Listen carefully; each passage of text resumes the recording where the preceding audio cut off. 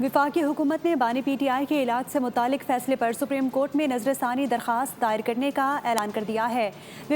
وفاقی وزیر قانون اعظم نذیر تارڑ نے کہا کہ فیصلے کا ازسر نو جائزہ لینے کے لیے عدالت سے رجوع کیا جائے گا۔ سوال اٹھایا کہ سزا یافتہ قیدیوں کو جیل سے باہر صرف سرکاری اسپتالوں میں ہی علاج فراہم کیا جا سکتا ہے، کیا سپریم کورٹ کا حکم تمام قیدیوں کے لیے ہوگا؟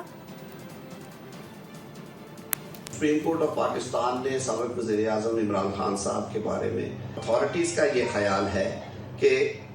یہ آرڈر جو ہے یہ قانون کے ان 4 والز کے اندر نہیں ہے جو کہ کسی بھی سزا یافتہ شخص کو جو سہولیات فراہم کی جا سکتی ہیں جیل میں لاگو قوانین کے تحت نظر ثانی کے ذریعے وہ سپریم کورٹ سے رجوع کریں اور اس آرڈر کی مناسب ماڈیفیکیشن کی درخواست کی جائے۔ اس طرح کے میڈیکل چیک اپس جو ہیں